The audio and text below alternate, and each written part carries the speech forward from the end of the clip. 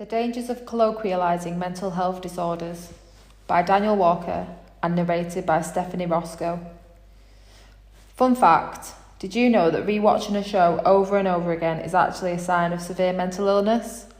This claim, of course, has no scientific evidence behind it, yet this viral craze whereby many TikTok users mime this soundbite before playing the introduction of their favourite TV show highlights the dangers of colloquialising mental health disorders. Scrolling through the app, some of these videos attract over 1.7 million likes and many more viewers that refrain from hitting the like button. TikTok is available in over 150 countries and has over 1 billion users, over an eighth of the planet, with over 60% of these Generation Z users.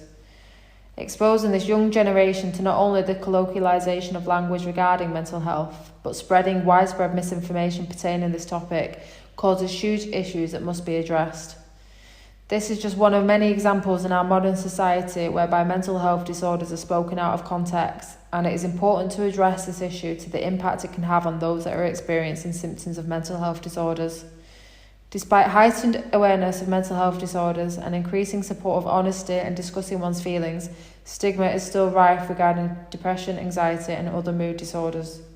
Therefore, there are still many that suffer in silence. For those that are aware of the daily struggles with their own mind, it can be far from helpful when they hear others use their clinical diagnoses as an objective for how they are feeling towards menial life events. Additionally, I imagine it will be particularly frustrating to hear repeatedly watching your favourite television show is a sign of severe mental illness. Likewise, this can have a detrimental impact on the consumer of misinformation. As I write this, I stand in good stead as a 25-year-old academic with good critical thinking skills, and although most of my life has coincided with a technological boom, I am lucky to be at this age during this period of extensive misinformation. Many TikTok users are teenagers that are perhaps susceptible to believing dangerous claims without substance and without questioning them. Consequently, this exercise can cause serious harm. In a world where information can be so quickly disseminated, it is important that serious claims like those that surround mental health are substantiated. Within academia, there is a process of conducting research peer review before then being published in journal articles. Even then, the reader must actively read the paper to decide whether they agree with the author's arguments. This process does not happen in everyday life, with many adults, let alone children, accepting information at face value, highlighting how powerful language used online can be. The awareness of mental health issues is fortunately increasing, however so too are diagnoses, which makes it vital to not undermine them and their sufferers. Using slang terms like depression and anxiety is a disquieting use of language that may not seem like much to the speaker, but maybe for the listener.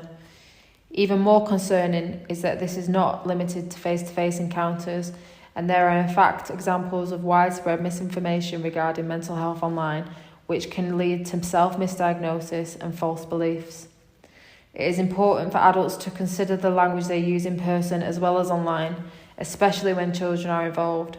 You can feel anxious without having an anxiety disorder, and you can feel low without having depression. Remembering this could help prevent us unnecessarily and inadvertently increasing mental health stigma.